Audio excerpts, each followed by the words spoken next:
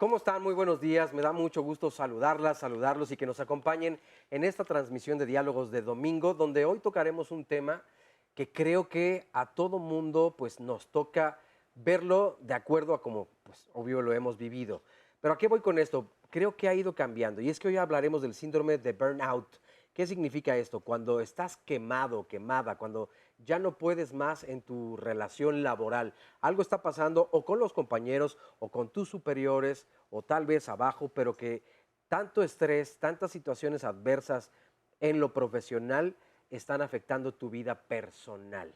¿A qué me refería entonces desde un principio? A que todo esto pues ha ido cambiando, porque desde luego la demanda laboral pues cada vez es menos o los trabajos tal vez no están tan bien pagados como antes, las prestaciones no son las mismas.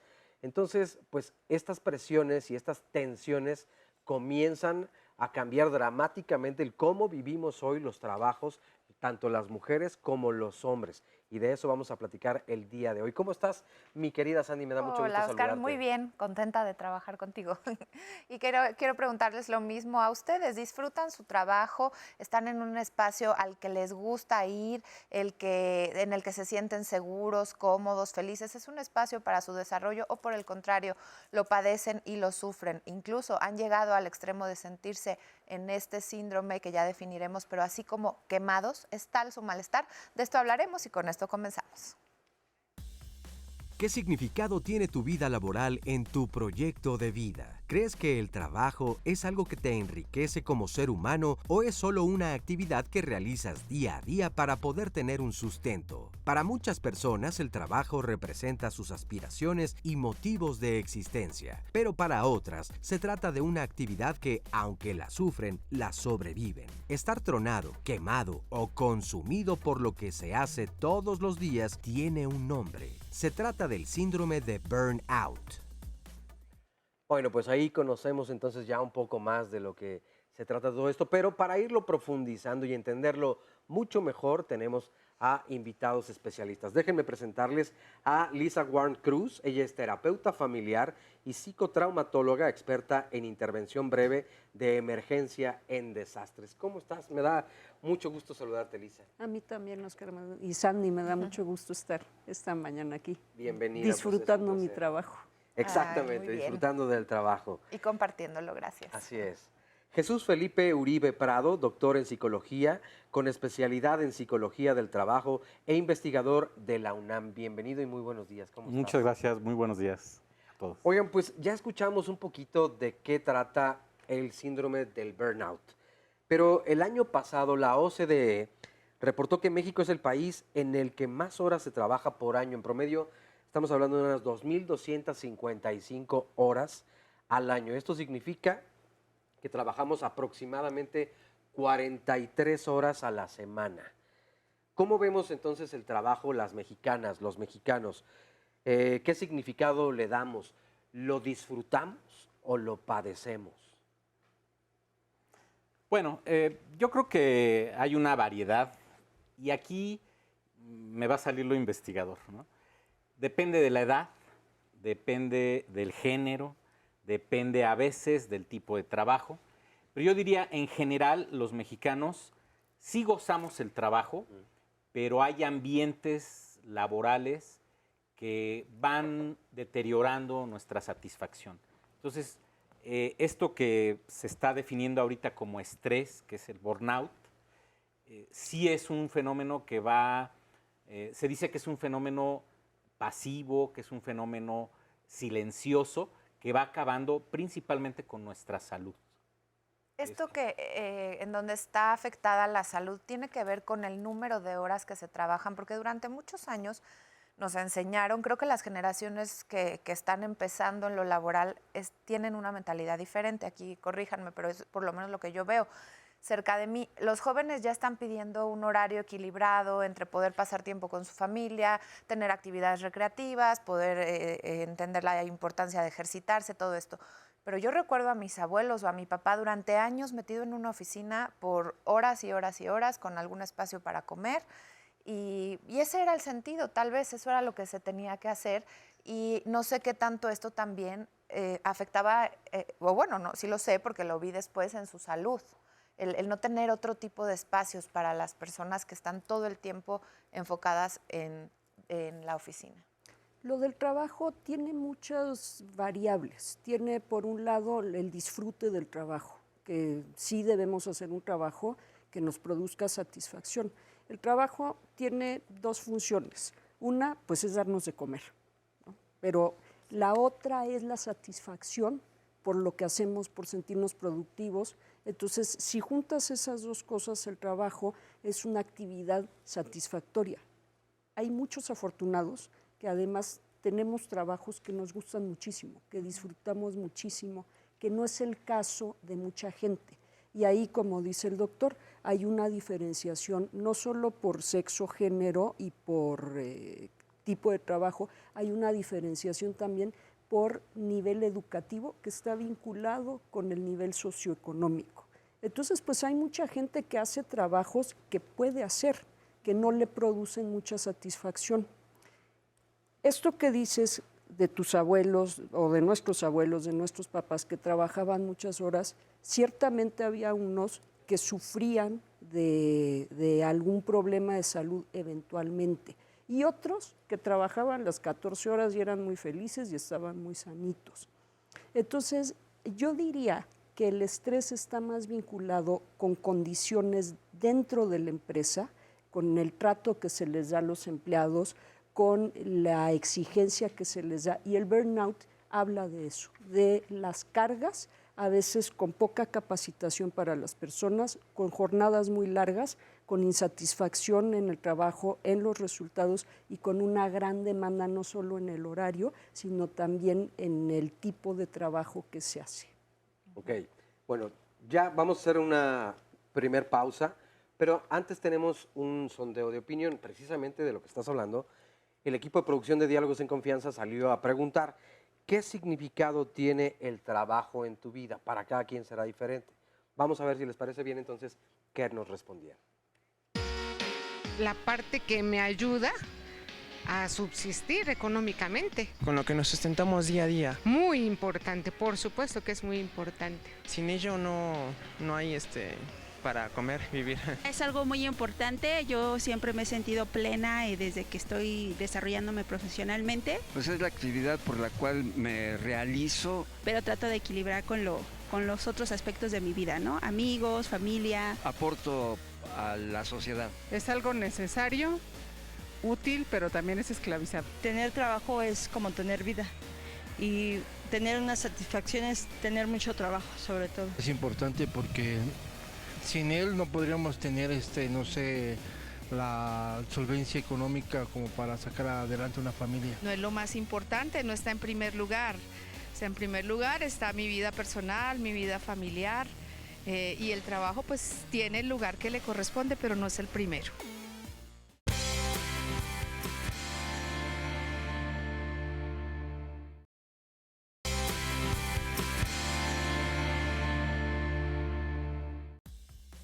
Vivir el síndrome de burnout no solo se refleja con inconformidad o cansancio, sino que afecta nuestra salud emocional. Este síndrome se manifiesta por medio del agotamiento físico, emocional o mental y llega a tener serias consecuencias en la autoestima. Si no lo identificamos, con el tiempo podemos perder el interés, el sentido de responsabilidad y hasta podemos llegar a tener depresiones profundas. ¿Conoces a alguien con este síndrome? Esperamos sus comentarios si conocen a alguien en esta situación que escuchábamos y que nos compartan sus historias también, como ya lo están haciendo aquí algunas personas a quienes saludamos en redes sociales, en Facebook Live en particular, que nos dice Malaika Sepia: para mí el trabajo es síntoma de dignidad, pues siento que lo que tengo es mío, yo me lo gané y siento que esto le da sabor a mi vida.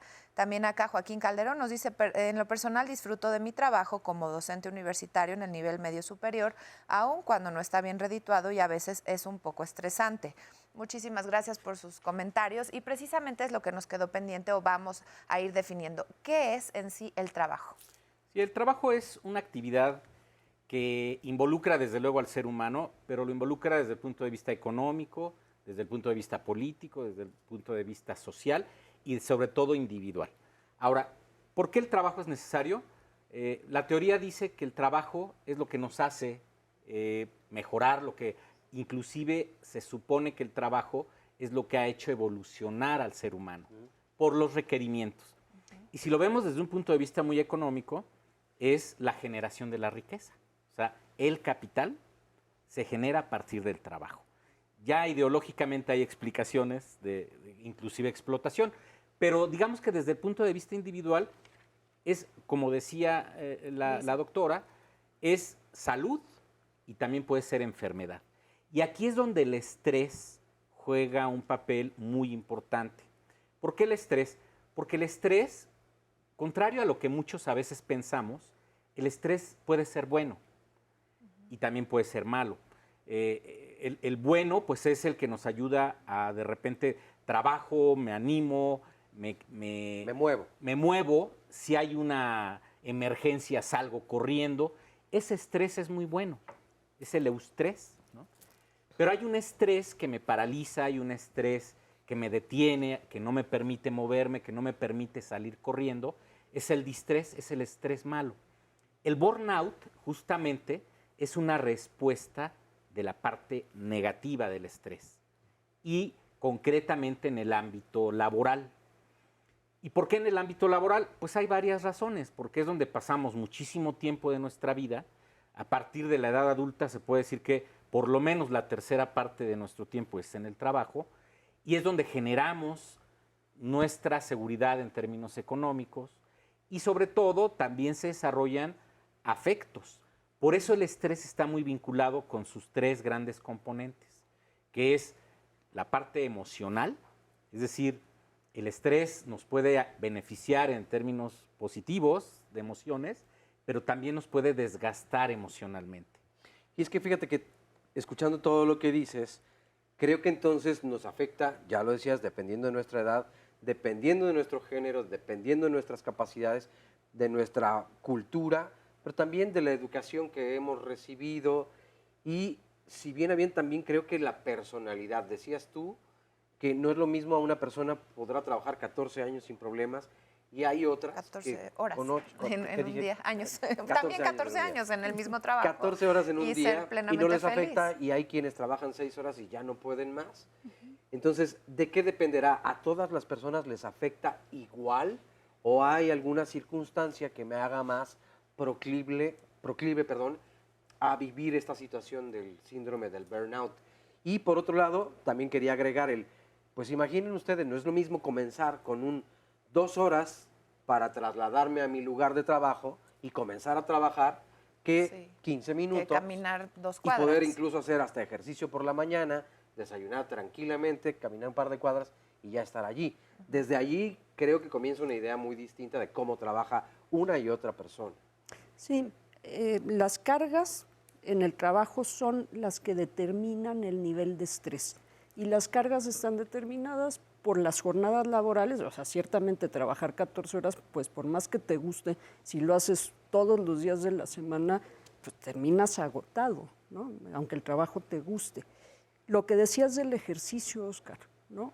En estas jornadas tan largas, a mucha gente no se le permite, o bueno, mucha gente no tiene la oportunidad ni de comer tranquilamente, ni de hacer ejercicio, que es, además pasan 14 horas sentados y después no pueden hacer ejercicio, ¿no? Entonces ahí es donde empezamos a tener complicaciones, ya no digas de estrés nada más, complicaciones físicas, en el cuerpo, en el músculo esquelético.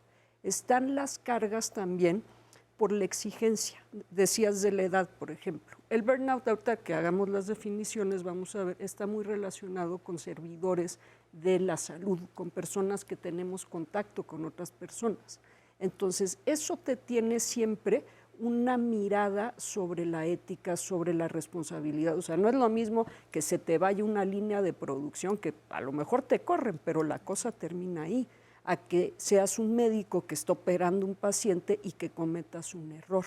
Ahora están todas las demandas también, sin embargo, eso le carga más. Perdón que te interrumpa, sin Sí, embargo sí. creo que hay quien también se toma como profundamente angustiante y no puede dormir porque le salió mal la hoja de impresión de esa tirada o porque lo van a correr y se va a quedar sin alimentar a su familia.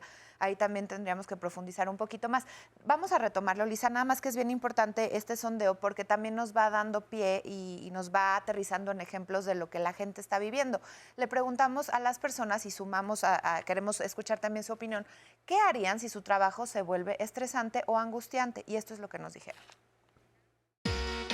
He renunciado porque he sufrido de mucha presión laboral. Lo primero que yo haría sería ver la posibilidad dentro del mismo trabajo, ver qué opciones hay. Teniendo en cuenta que hay que llevar a la casa, al sustento, eso, pues yo creo que aceptaríamos esa angustia. Si de todas maneras sigue siendo angustiante y estresante, yo me salgo de allí porque pues está mi vida, mi salud de por medio, mi familia. Lo llevaría a cabo. Creo que más bien tendría que buscar el equilibrio. A la actividad a la que me dedico está sujeta a diferentes estados de ánimo. En algún momento de mi vida lo viví y creo que en su momento tuve que buscar esa forma de hacer otras cosas. Tendría que continuar.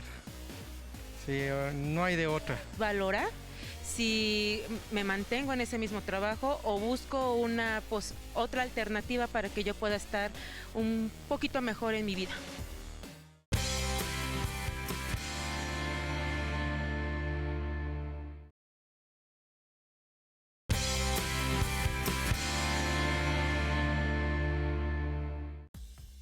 Quizá el término de burnout pueda parecerte novedoso, pero desde 1990 ya se mencionaba en la Clasificación Internacional de Enfermedades de la Organización Mundial de la Salud. Cabe señalar que para la nueva clasificación, que entrará en vigor en el año 2022, el síndrome de burnout aparecerá como un problema asociado al empleo o al desempleo, lo que hará que esto sea una problemática visible que facilitará la gestión de bajas e incapacidades. Bueno, la verdad es que sí, un trabajo puede llegar a incapacitarnos. Podemos sufrirlo tanto que entonces el estrés y todo lo que de ahí se origine lo vamos a llevar, como decíamos desde un principio, a nuestras vidas personales y se extenderá por, pues, desgracia, a nuestras familias, incluso a nuestra vida en pareja, y creo que esto ya se empieza a convertir en algo mucho más pesado. En el bloque anterior quedaban pendientes ciertos asuntos de cómo podemos entonces ir canalizando tanto las emociones positivas como las negativas, y la diferencia está en qué es lo que hago con este estrés o con todos estos impulsos, hacia dónde me muevo. Pero entonces ahora, ¿qué especialista puede diagnosticar que yo estoy viviendo con el síndrome de burnout?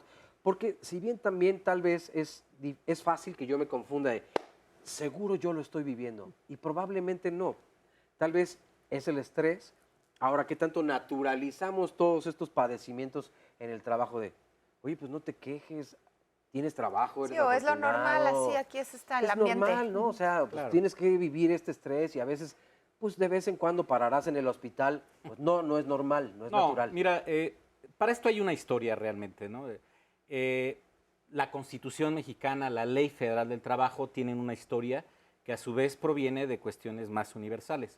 Pero me gustaría empezar, por ejemplo, por la definición de salud mental de la Organización Internacional del Trabajo y de la Organización Mundial de la Salud, que es la percepción de bienestar del trabajador y de su familia. Y no solo la ausencia de enfermedades, sino la percepción de bienestar. Entonces, históricamente, digamos, la historia más reciente comienza por ahí en 1917 con el Tratado de Versalles, cuando en términos de paz dicen, ¿y por qué se llegó a la guerra? Pues porque no hay trabajo. Luego surge la Organización de las Naciones Unidas, luego la Organización Mundial de la Salud y luego la Organización Internacional del Trabajo, y definen que hay una jornada de 8 horas, que los ambientes de trabajo deben de ser sanos. Inclusive, por ejemplo, la Ley Federal del Trabajo, en el caso mexicano, es sabia porque dice, hay que preocuparnos de que no haya problemas físicos, que no haya problemas biológicos, que no haya problemas químicos, porque eso causa enfermedades y accidentes. Y recientemente, la norma 035, que habla de factores de riesgo psicosocial, se refieren justamente a los problemas psicológicos que se generan en el trabajo. ¿A dónde quiero llegar con esta este relato histórico, pues que hay una normatividad y hay una reglamentación. 8 horas de jornada laboral no es porque a alguien se le ocurrió, es porque es lo más sano. Y las horas extras, que es lo que muchos padecemos, que nos pasamos de esa jornada de trabajo, deberían de ser excepcionales. ¿Qué es lo que empieza a suceder? Que esas reglas de carácter laboral, que luego pasan a ocupar espacios familiares o sociales, pues empiezan a degenerar problemas por exceso de trabajo o por malos climas de trabajo. ¿Y será esta una causa para abandonar el trabajo? Esa es la siguiente pregunta que vamos a ver a continuación. En mi opinión, sí, porque es primordial tu salud y estar bien tú antes que un trabajo. Pues sí, porque pues del estrés y de un motivo así que puede venir las enfermedades, ¿no? Que un trabajo lo puedes conseguir en otro lado y la salud ya no se recupera. Pueden causarle pues problemas en la salud, tanto para usted como también para la familia. Yo creo que no.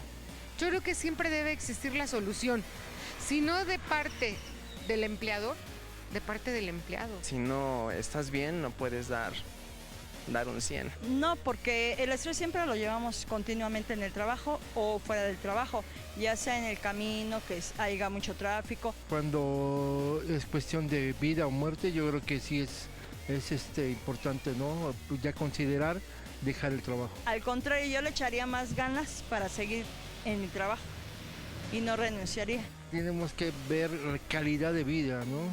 Y calidad de vida a veces nunca te lo da el trabajo.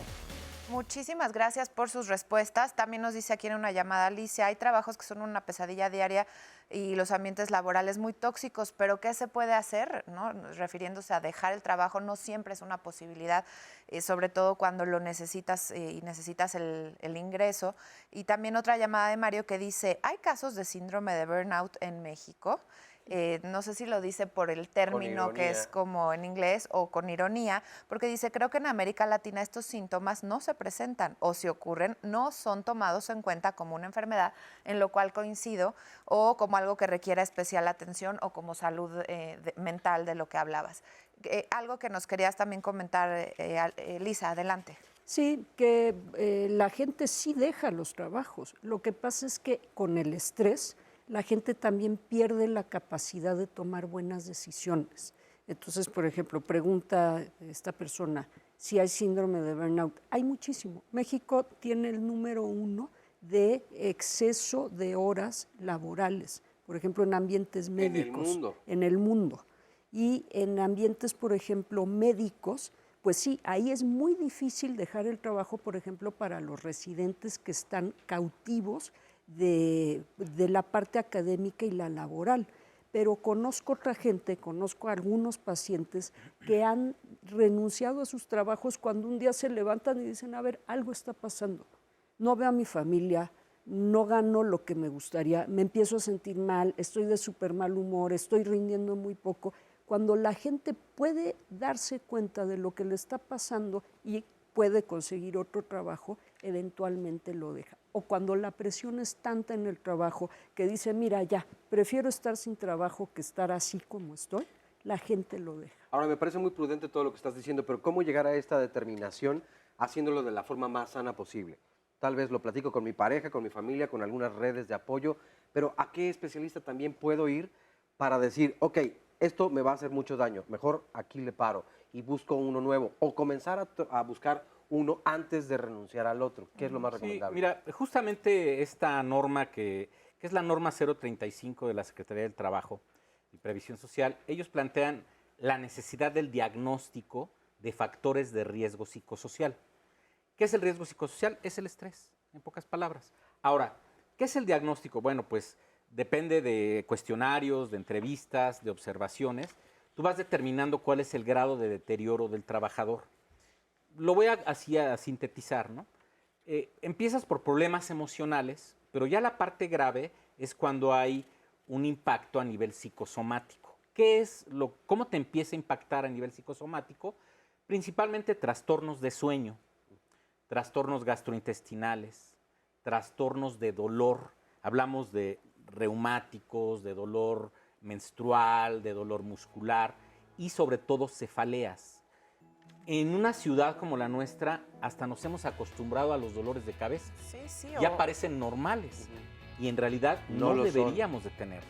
Entonces, esos son como los niveles. ¿Qué es lo que sigue después de eso? Infartos. Vamos a una pausa y nos dice qué Ok, sigue claro después que de eso.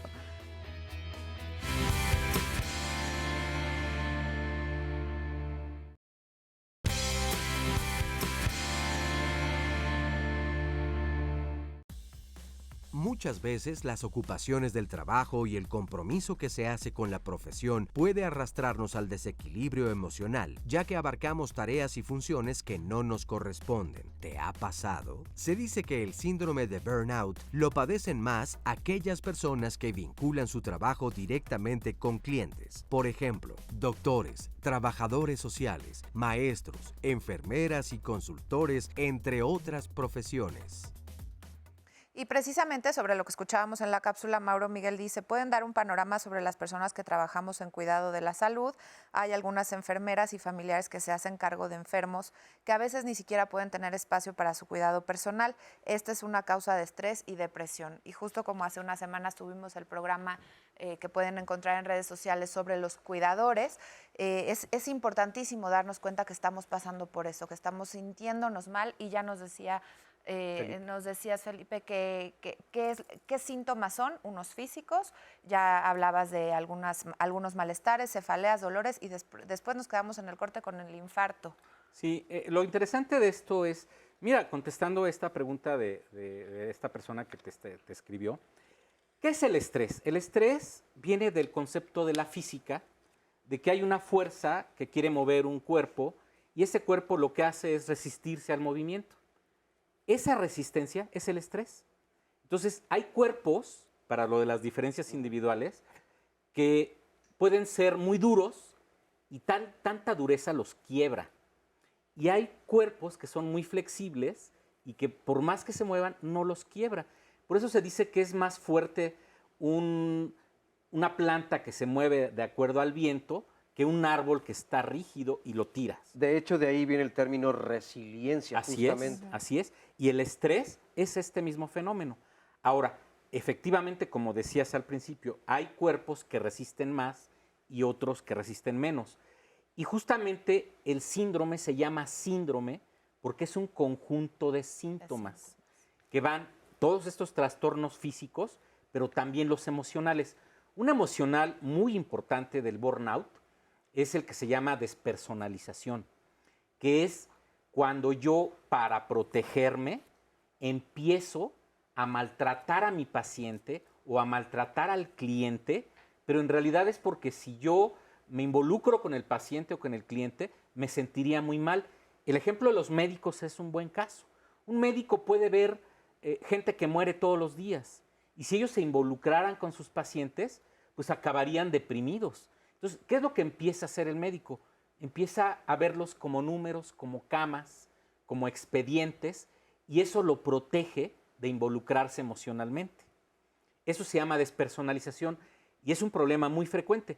La historia del burnout comienza en 1974 con Fraudenberger, que observa que los médicos y enfermeros que atendían en hospitales psiquiátricos terminaban a veces peor que los enfermos psiquiátricos, en términos de nervios y en términos de burnout.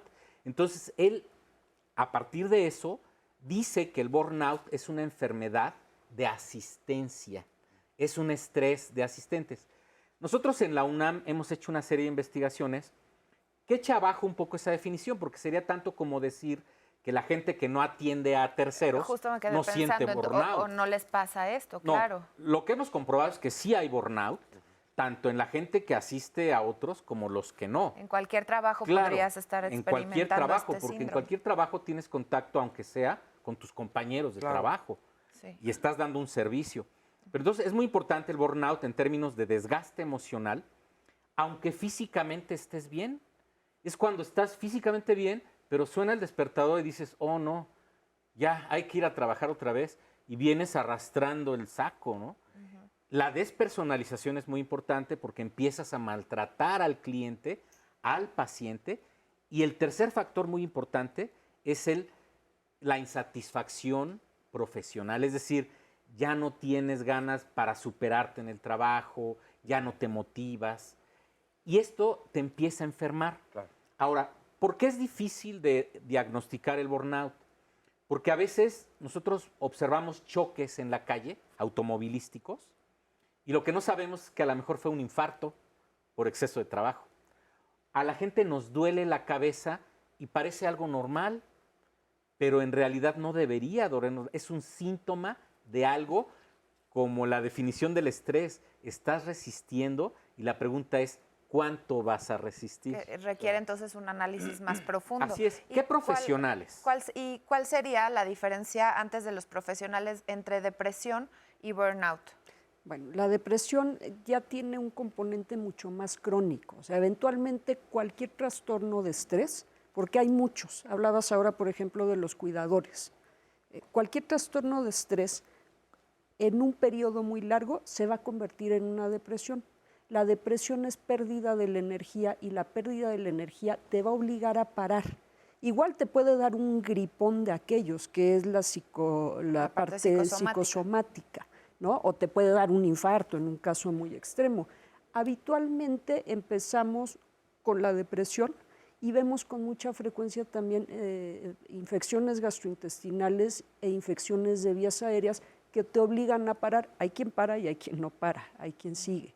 Entonces hay una clasificación para el estrés, hay muchos tipos, por ejemplo está el burnout, pero está otro que se llama desgaste profesional por empatía.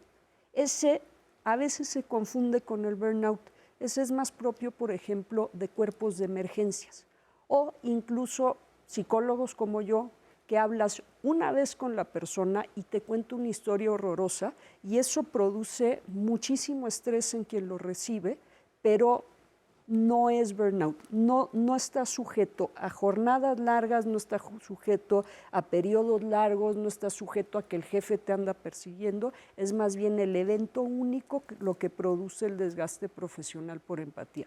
Está el síndrome del cuidador, que si bien es un tipo de burnout, tiene algunas características un poco diferentes porque el cuidador normalmente cuida a una sola persona, lo cual obliga a que se involucre afectivamente con esta persona. Entonces hay varios subtipos, y después está el estrés agudo, el estrés postraumático, pero todos esos van a, si se prolongan, si no hay una solución, van a no forzosamente, pero es muy probable que terminen, o en una depresión o en algún otro trastorno de ansiedad que podría llevar, por ejemplo, al consumo de sustancias. ¿Quién entonces es quien determina o diagnostica este síndrome? ¿Son los psicólogos, los psicoterapeutas o puede ser un psiquiatra? ¿Quién? Cualquiera de la salud mental. Un psicólogo bien entrenado, un psiquiatra bien entrenado, básicamente gente de la salud mental, gente que somos clínicos y que conocemos bien el diagnóstico, la parte clínica. Ok, pero antes justamente de llegar a un especialista, evidentemente yo puedo ir sintiendo y platicándolo con mis compañeros o con mis redes de apoyo, todos estos síntomas para identificar. Tal vez yo estoy viviendo el síndrome de burnout y es mejor irte a atender o si no, entonces las consecuencias pueden ser cada vez peores. Pero bueno, pues es momento de hacer una breve pausa, se va rapidísimo, pero regresamos con más. No se vayan, estamos aquí en Diálogos de Domingo.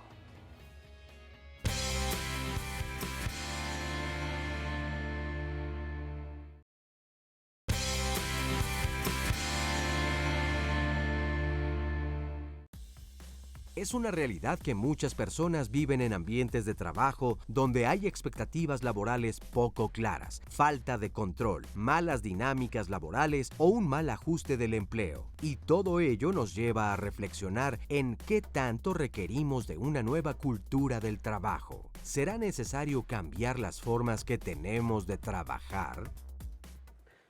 Bueno, ya regresamos y todo esto que escuchábamos, de verdad, qué interesante está, porque creo que nos involucra a todas y a todos.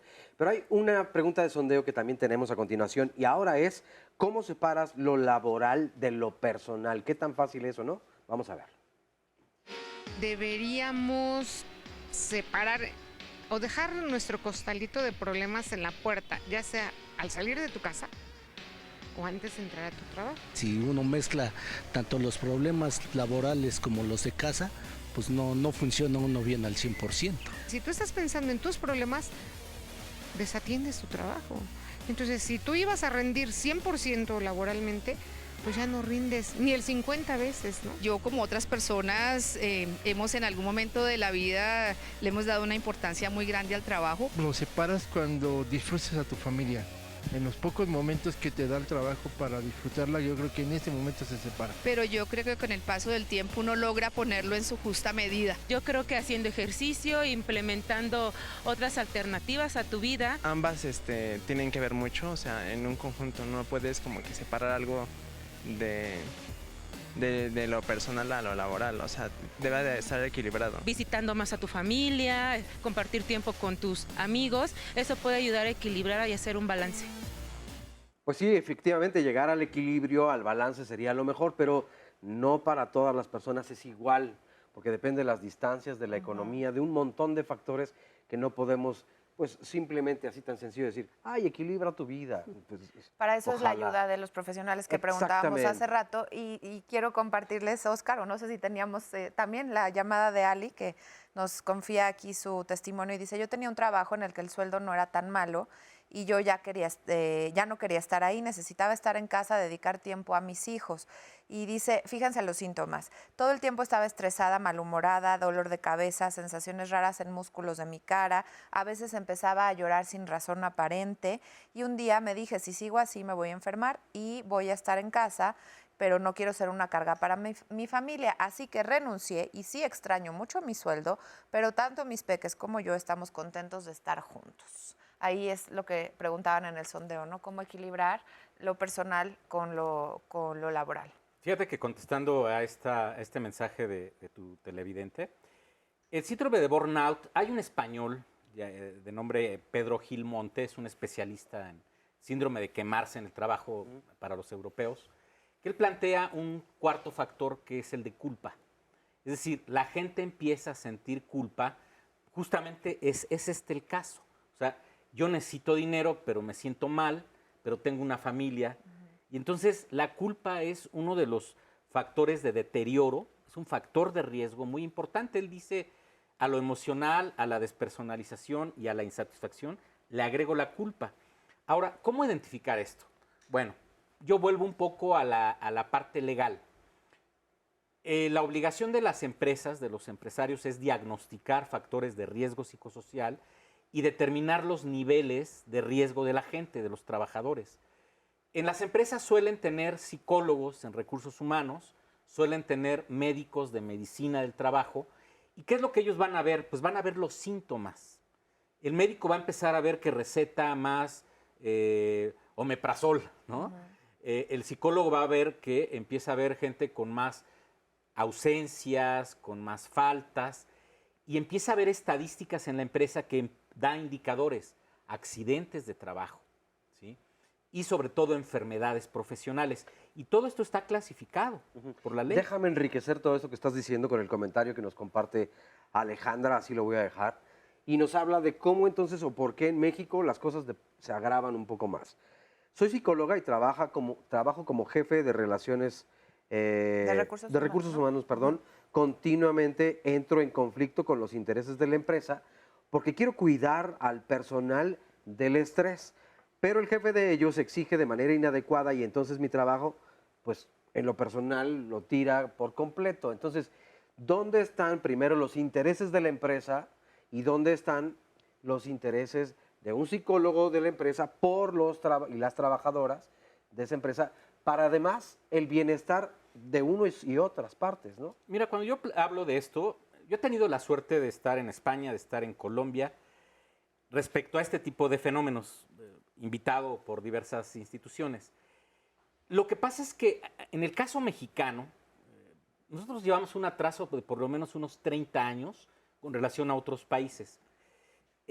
A los empresarios se les ha vendido mal el asunto de la productividad.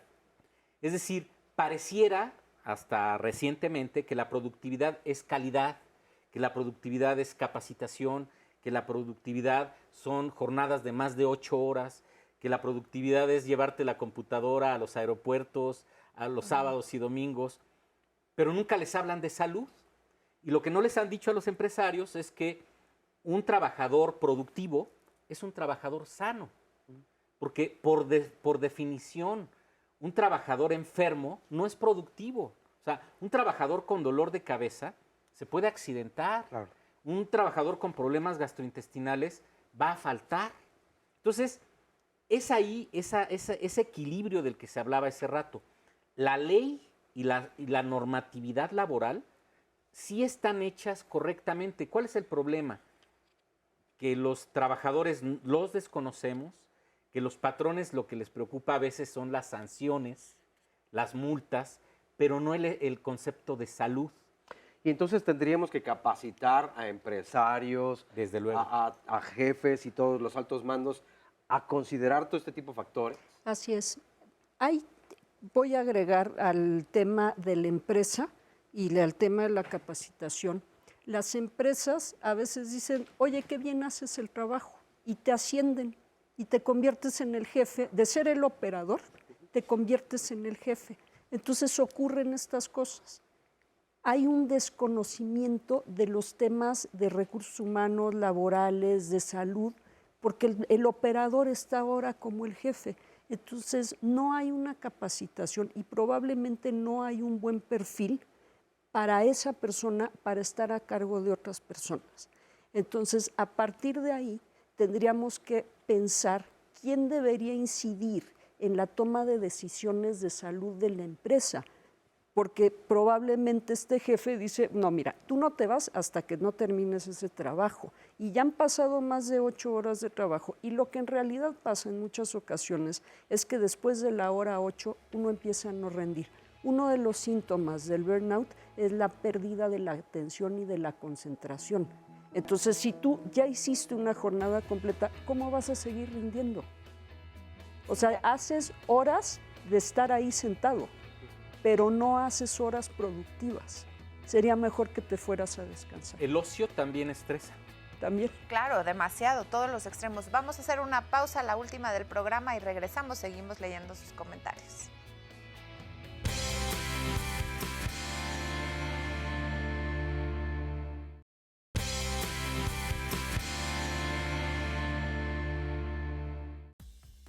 La única manera de hacer un gran trabajo es amar lo que hace. Si no ha encontrado todavía algo que ame, siga buscando. No se conforme. Al igual que los asuntos del corazón, sabrá cuando lo encuentre. Steve Jobs, fundador de Apple.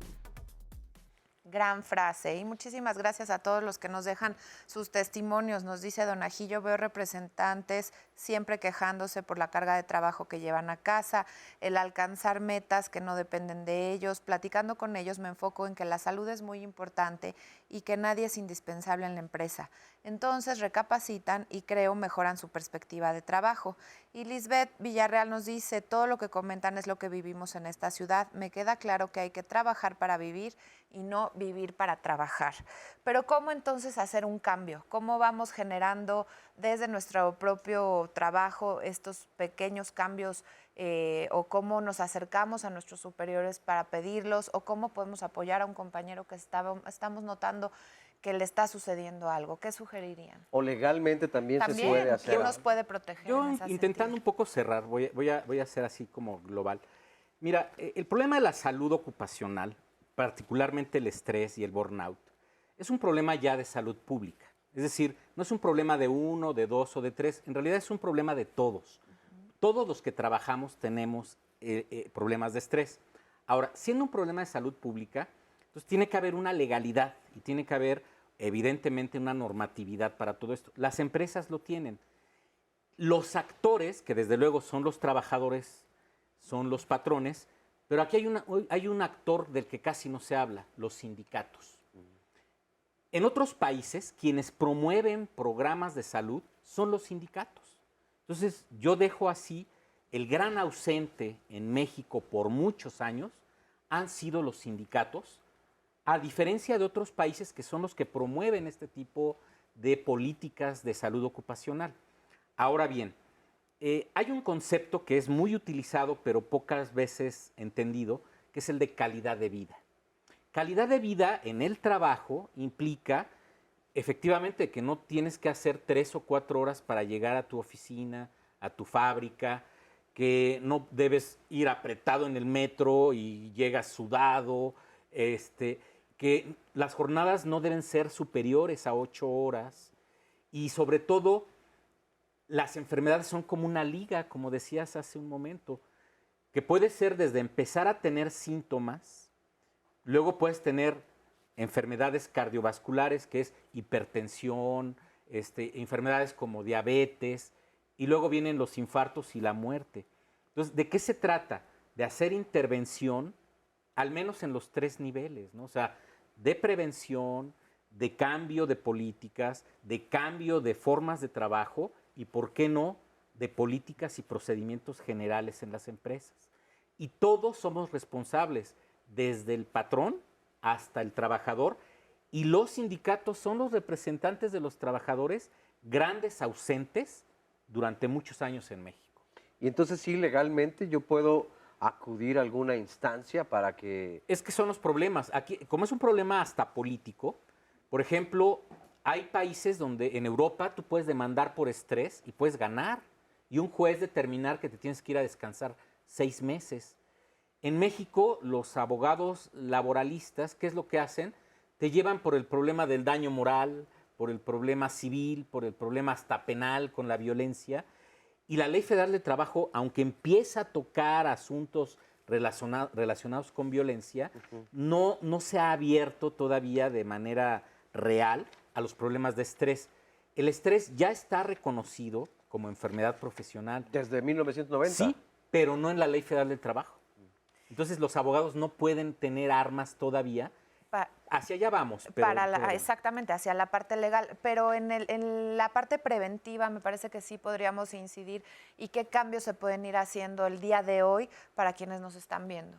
Tanto empleados como empleados. En la parte preventiva, uno es de verdad hacerte un espacio para hacer ejercicio, que eso es obligado en el estrés. Pero hay otras opciones. Por ejemplo, si tú estás sufriendo de mucho estrés por acoso en el trabajo, por exceso de trabajo, por jornadas muy largas, puedes acudir con un especialista que trabaje el estrés. Yo tengo varios pacientes que acuden por ese motivo a la consulta, vienen por estrés laboral.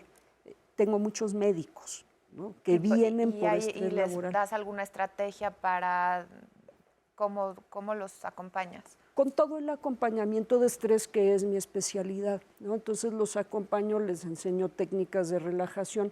Esto que decías, o sea, quien cree que la impresión mal hecha va a hacer que pierda su trabajo, ese es un pensamiento distorsionado, porque es una amenaza. En el estrés hay 2 tipos de amenaza, las reales y las imaginarias. O sea, la real es que te cruces mal una calle cuando tienes el alto y te atropellen, esa es una amenaza real. Pero que te van a correr por imprimir mal una hoja es una amenaza imaginaria. O sea, no pone en riesgo ni tu integridad ni tu vida. Entonces, enseño a las personas las entreno en pensamientos distorsionados para que entiendan que tienen que bajarle al nivel del estrés con eso, y después los entreno también con estrategias de relajación, de respiración, y por supuesto reviso el tema de adicciones, porque no hemos hablado de eso. Como dijiste, hay muchos subtemas. ¿Qué tanto se vincula? Claro. El problema de la adicción es que después del consumo, la ansiedad va a subir.